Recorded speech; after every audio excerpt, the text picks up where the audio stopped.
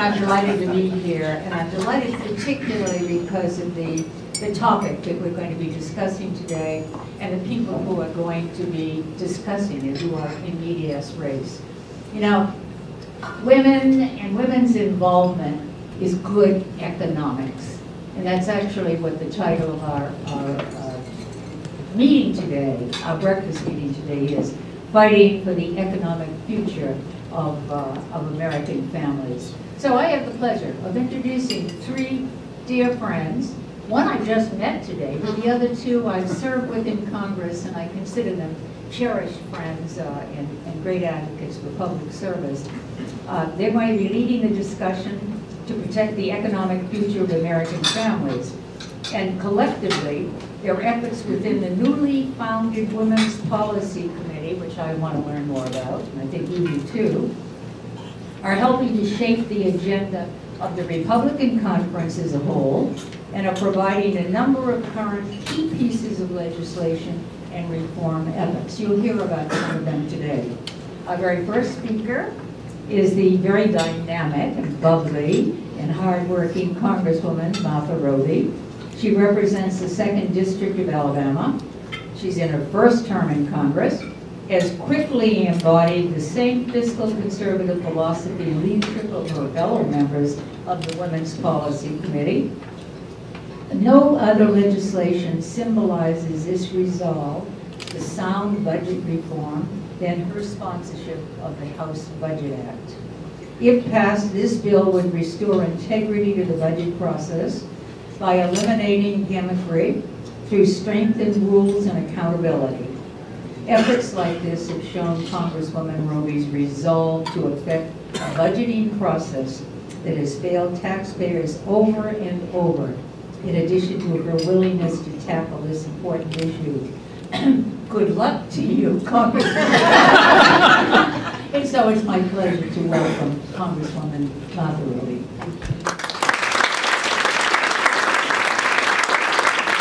Thank you so much for having me, and I have to say, there are certain moments once you become a United States representative that you reflect upon and say, wow, what a moment. And I will say, sitting here with these women this morning, it's wow, what a moment. So as a freshman representative, this is a big deal for me to be sitting here with you all this morning, but to be on such a highly esteemed panel and to be introduced. Thank you for that.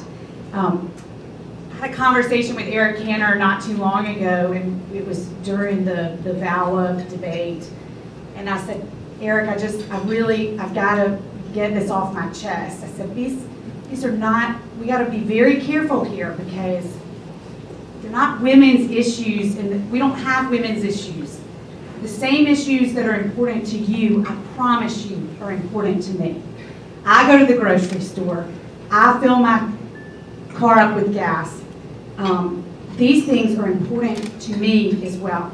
And as most women, although this, I guess pretty stereotypical, that are in the home, taking care of business throughout the home, sometimes we understand those issues better.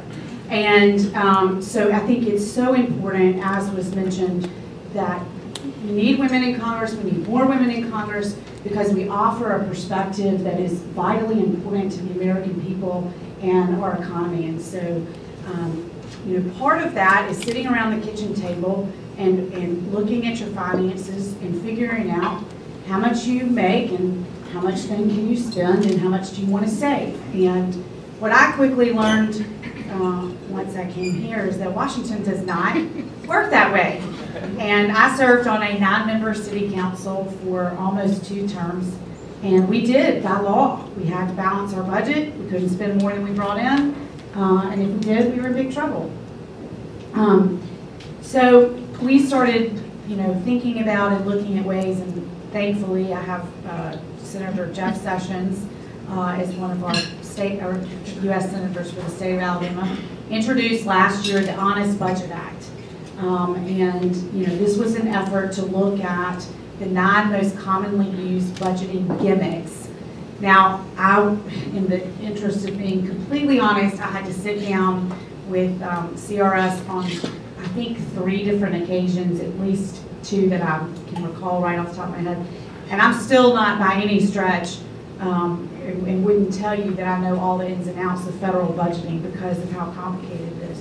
But in order to just grasp and understand these technical points in the language of the bill that we've introduced now in the House, which is the companion bill, and it's the Honesty and Budget Act of 2012, to really take on and address these budget gimmicks, the first of which is you have to pass a budget to appropriate money.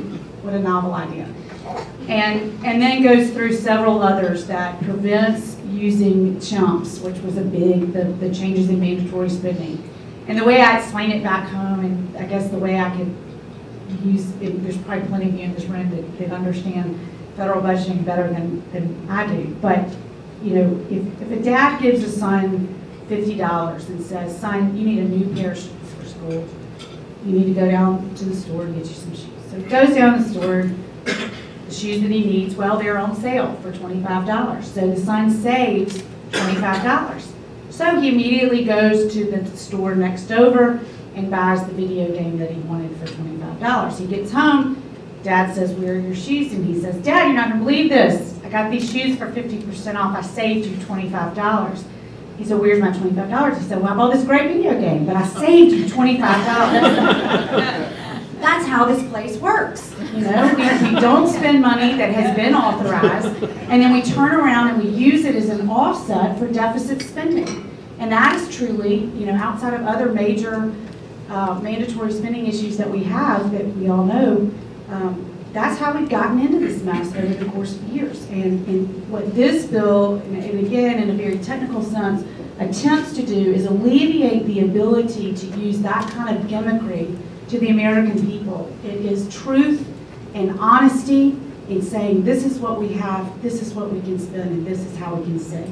And I think the American people are really crying out for that. I listened to one of my colleagues during the Budget Control Act debate, Alan Nunnally, talk about a time in his life, this was at a press conference, when he and his wife had to sit down at the table and very tearfully go through their finances and make tough decisions about where they were in their lives and how they were going to make things work. And you know that there are people all over this country right now that either have already done that or are having that conversation right now at their kitchen table. And so I believe that it is I know it's a difficult task, but Chairman Ryan has taken on some of these issues in some of his budget reforms, some of which I hope will be voting on. So if we don't pass this out of the House as a standalone bill, it is my hope that we can attack some of these gimmick issues in some of those other bills. But that's what I'm up to on the Honest Budget Act, and I do appreciate very much the Ripon Society making sure and writing that up in your publication and giving us an opportunity to explain that. Thank you for letting me be here today, and when it's question time, I look forward to trying to answer your questions. Thank you. Everybody's going to watch that Honest Budget Act now, and I'm sure you're going to get a lot of supporters from people who are here. I wanted to, before I introduce Judy Biggert, I just wanted to also acknowledge Judge, Congresswoman, friend Deborah Price. Thank you for being here. Deborah. Well, Judy Biggert, I served with her, and it was such a pleasure, and I still look at the work that she does as a highlight in terms of economics, her work on the committees, and even in women's issues which affect all people. She represents Illinois' 2nd District. She's currently in her 7th term in office, and from her post as chair of the House Subcommittee on Insurance, Housing, and Community, she has long touted mainstream Republican solutions and is known as a lawmaker not afraid to cross the aisle. Her quest to bring stability to the Federal Housing Administration and National Flood Insurance Program is the kind of thoughtful and responsive and responsible reform needed, and the reason that she's with us today. These measures would mitigate the financial risk for more than 7 million loans insured by the FHA and provide the type of oversight that will help stabilize the real estate market and address the program's $17 billion debt. So, with those words, let me welcome and ask you to welcome Congresswoman Judy Biggert. Thank you so much, Connie, and we still miss you here. And every time I see your person that's taking your place on the floor, I get really upset. And also with Deborah, you know, we had a great group, and I think that so many of my friends have left the Congress. But I wanted to talk today a little bit about the bipartisanship, and this is my 14th year that I've been here, and I think that I've seen a lot of change on how we govern, what happens in the Congress, and trying to get to find the solutions. And it's been, I think has really gone downhill. And I think the American people are really concerned about job creation and the economic growth and the debt. But the third thing, and that's what I hear from people at home, is why can't you get together and solve these problems? And I think that is what we have to do for major legislation. You know, we tried to do Social Security a few years ago. We didn't even have a dot on the piece of paper, and ARP had already come out against it. So this just isn't working for these big programs. Now I'm going to talk about something that, and Shelley's going to, oh no, not again. That's okay. Because you're going to say the same thing when you hear me. But I wanted to talk a little bit about the flood insurance bill and how that came about and how it worked in a different way that I think that some of the other members are trying to do their bills the same way, and is the National Flood Insurance Bill. This really started in 2007. Barney Frank had a bill, and I was with him, and then suddenly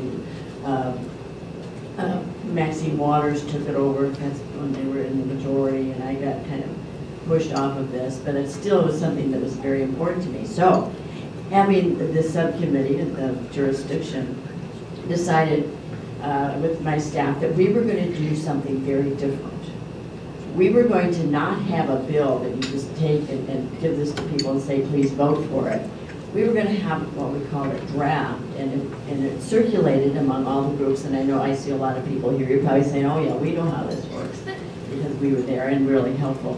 But all the groups that really cared about the flood insurance bill, like the insurers, the environmentalists, the home builders, every group, appraisers, everything, and construction, and those that cared about levies. And so what we did was to give everybody, all the groups, that bill and say, here, just look at it, you know, what do you think, put in what you want in there, and then got together with all the groups until they reached an agreement, and all of the members that had concerns about flood insurance and had floodplains in their districts. The premise of the bill was really to start turning this over to the private sector, bringing the insurance back in, the private insurance rather than the taxpayer being responsible for this. And so this is a phase in. And it, after all that work, it came to the subcommittee, passed on a voice vote. When it got, well, I have to say that we had people, some of the co-sponsors and the Democrats joined us. Maxine Waters became my co-sponsor, and it passed 54-0 in committee, in the Financial Services Committee, and there was this pause. Like, how did you do that?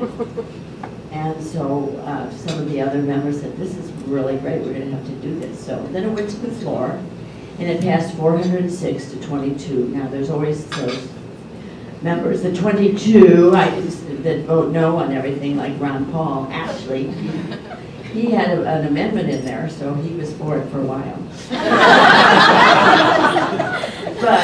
And then Jeff Flake, as you know, but it passed, and then that was last July, was sent over to the Senate.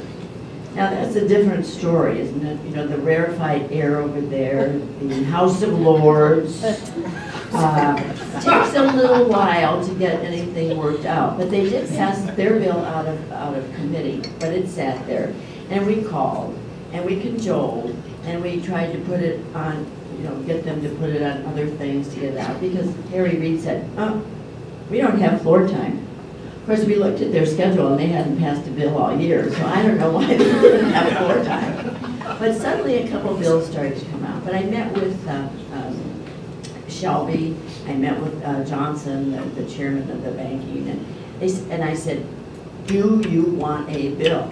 And they said, yes. So I said, can our staffs work together on this? And so there was sort of a meeting of the staff, and eventually 41 senators sent a letter to Harry Reid saying that they wanted this bill to come forward. And then the other thing that happened that really changed the whole dynamics was the groups, all of you who were involved, went to the Senate, and there was a week of just pounding on all the senators saying, we need this bill. And I think that really made the difference, that this bill then all of a sudden was going to be, well, they tried to attach it to several things. It was like my housing counseling bill.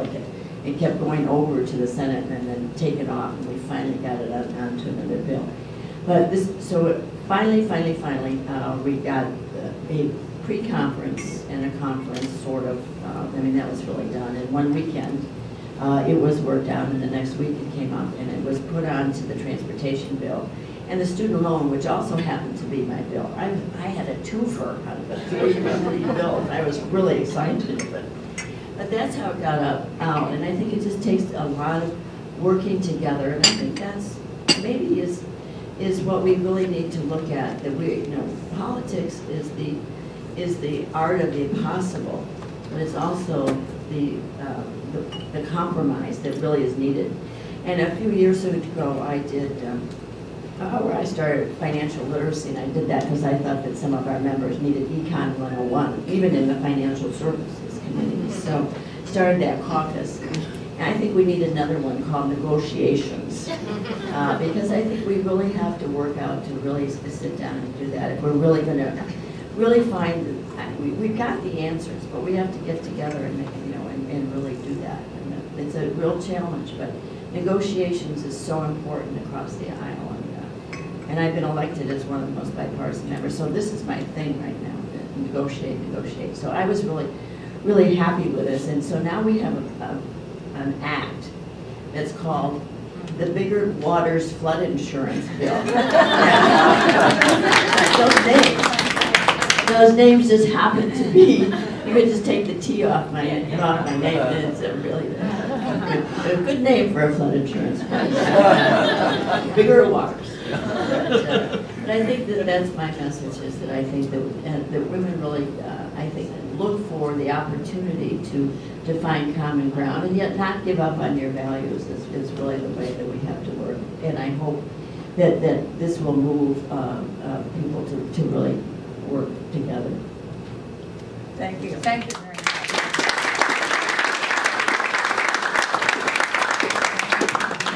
It certainly shows you needed a strategic plan, you needed to know how to implement it, and you needed perseverance. And so I commend you for knowing that it doesn't happen overnight. Incidentally, I understand from Jim Councilman that originally Maxine Waters was going to come and be with us this morning, but then she decided, I don't know whether you were too intimidating, or she sends her best wishes. I'm now very pleased to introduce our next speaker, who represents the 2nd District of West Virginia. She's the daughter of a former West Virginia governor. Congresswoman Shelley Moore Capito began her path into politics in 1996 when she won a seat in her state's House of Delegates. 4 years later, she would come to Washington on the strength of defeating her opponent in a district where registered Democrats outnumber Republicans 2-1. I served with her for my last 2 years when she came aboard. I understand that kind of numerology. In addition to protecting her district's vital coal production, the Congresswoman has played a key role in ensuring our nation's financial system is equipped with bipartisan oversight and common sense regulatory reforms. As chair of the House Subcommittee on Financial Institutions and Consumer Credit, she has fought to protect small financial institutions and the role they play in leading the growth and innovation of small businesses and entrepreneurs from the overreaching regulations that are imposed by the filling of blank, the Dodd-Frank Act. Before you welcome her, I wanted to mention that this was the year which was the 100th anniversary of the Japanese cherry blossoms that were presented here. And I was at an event, the former members have a congressional study group in Japan. I was at an event where Ambassador Fujimaki and other people were here to celebrate it. And Shelley Moore Capito, who's involved with that study group, was there. And I found out she had been a cherry blossom princess.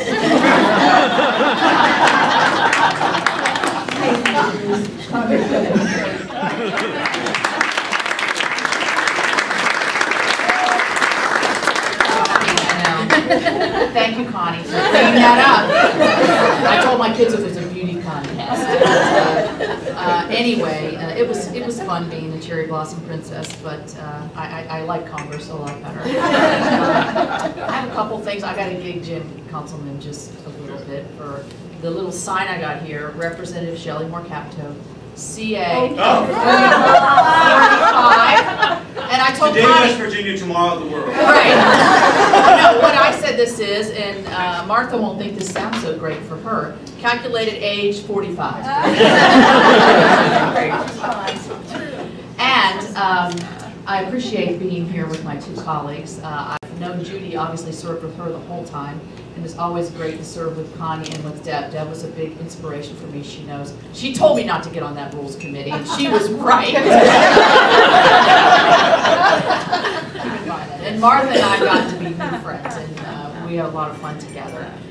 When Judy's talking about bipartisanship and civility, I don't know that Judy knows that I am the co-chair with Emmanuel Cleaver of the Civility Caucus in Congress. Okay, we only have 19 people in the Civility Caucus, approximately. There's over 190 in the Wine Caucus. So Joel, my chief of staff, suggested that we have a coup and take over the Wine Caucus, and maybe that would make us more civil. But we have to do something about this, and I think Judy's right. The tone sets a lot of how we're able to work together. I did notice that the former speaker, Nancy Pelosi, said yesterday that if there was more civility, there would be more women. And I was like, well, let's take your own advice here. And maybe if you're more civil, that would help too. So I think we all have problems, I guess, or issues. But I do think the tone is, we just lose people. And we're losing the young people. They're just not paying attention anymore. They're flipping off of, they're not going to watch us bicker and stab and knife and denigrate. It just is unappealing to them to want to get into the political process if this is the way it moves forward. So I can say that. In terms of financial services, I think there's nothing more critical to a woman or a family than financial services, access to credit, being able to afford not just food, but an education for your child, a new car, in my case, the health care for your elderly parents, all the stresses and strains, and a lot of that falls really on the woman. I heard a startling statistic the other day, and I wish I could re-quote it, and I won't because I might mess up the exact numbers, but the family structure in this country is changing, and many higher percentages of children are being born into single-parent families. And obviously that's a woman. That's the woman who's the head of the household without the support, and there's all other issues surrounding that, but economically that presents enormous challenges to this next generation of families. So in my subcommittee at Financial Institutions and Consumer Credit, we're going to have the CFPB in today. For those of you who are financial folks know exactly what that is. That's the Consumer Financial Protection Bureau that was created under the Dodd-Frank bill. It's a behemoth federal bureaucracy that is funded out of the Federal Reserve. It has no oversight on the funding mechanisms from Congress, which we've been fighting that in our committee. It's headed by one person who couldn't even get an appointment from the president. Remember, this was Elizabeth Warren's brainchild. And they wouldn't appoint her because they knew she would never pass Senate approval. And Richard Cordray from Ohio is there now, and he is just appointed as a temporary, not as a temporary, but as a recess appointment into that position. And it's very problematic when you're looking at accountability. They just fined yesterday, Capito One, $140 million, I think, in a joint fining with the OCC. So there's vast powers in this bureaucracy, but the oversight of Congress and our committees is, and our ability to really impact this is very limited. So you're going to see us fight through this. We've been fighting it. We've got a couple of bills. Sean Duffy's got a bill. And in our subcommittee on, let's have rather than a single director, let's have a committee, all kinds of things of that nature. So we're going to be talking about that. Just a small issue that I've been working on that, well, actually, let me talk about my bank examination bill, because Connie mentioned my initiatives to try to help smaller institutions, community banks, to be able to remain healthy and viable. Well, I'm from a rural state. Basically, I mean, we think we got to hop in. I mean, we're really urban in Charleston. We have 53,000. I mean, and so that's big city for us, and we love it. But we don't have the big financial institutions or the infrastructure that comes along with it. We are so reliant and have to be on our community banks and our credit unions. They are the fabric of that neighborhood, of that woman walking out the door thinking to herself, I've got to buy 4 new tires, I don't know how I'm going to do this. And if they can't go to the community banker in a small community and say, help me out here, I might not have the best credit, but you know me, you know where I work, you know my family, or I'm going to be, to have that flexibility with a community bank is extremely important to the fabric of the families. And so, as a reaction to 2008, the bank examiners have been coming in to the banks and really giving mixed signals in terms of how they're looking at the bank's finances and how they're writing reports and the timeliness of their reports, and then the ability for community banks to lodge grievances against whether it be the FDIC or the OCC or the Federal Reserve as their regulator. And I put together a bipartisan bill, again, following, as Judy said, it's really strengthens your bill, obviously, to try to impact the way these examinations are moving forward, to make them fair, to make them transparent, to make them timely, to make them accountable. And actually, we've already had an impact. We haven't moved our bill yet, but we are getting feedback from our community banks that the FDIC and others are being much more amenable because this is sort of looming over their horizon, that they're paying better attention and they're being much more accountable in their bank examinations, and the dialogues are moving in a much more positive manner. So, whether the legislation gets out there in its entirety is one thing, but at least I feel like we've had some sort of impact because of the anecdotal conversations that we've had. The one thing I will say, and I'm going to talk about a really niche issue that impacts women in financial services that's come about because of the CARD Act. Remember, that was the Credit Card Reform Act. Well, in that it says that you have to, in order for the credit card to be able to extend credit to you, you have to have ability to repay. And I will say as a caveat, I stayed home with my children for 16 years and earned nothing during the 16 years while I was staying home with them, although I had a lot of fun and I earned a lot of great relationship with them and all things that you can't put a price tag on. So it was a great 16 years. I loved it. But if I were to apply for a credit card during that period of time, I would not be able to get a credit card in my own name because I had no ability to I would have had no ability to repay. This is happening across the country now because of this new regulation.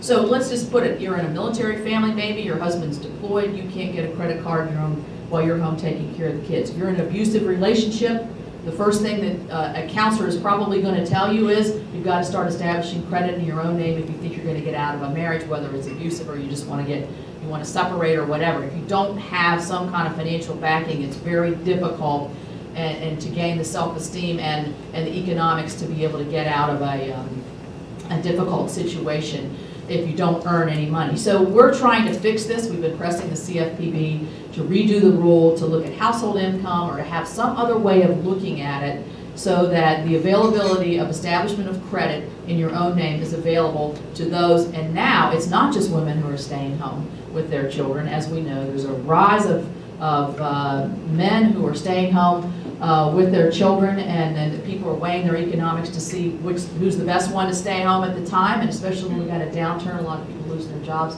a lot more men are staying home, and I bet they're having as much fun as I had when my kids. Is not such a bad deal, especially in the summer. Woo, I think we'll sleep in today, kids. But my husband jokingly, somebody said, "Why is your wife running for Congress?" And he goes, "Too many snow days." Anyway, I want to thank you all for what you do for Ripon, and I want to thank Jim for his great friendship. He was on the committee when I first joined the committee in 2000, and I had no idea what I was doing. So thank you for holding my hand through the whole thing. And thank you all for being an attentive audience. And if you want to have questions, we're ready.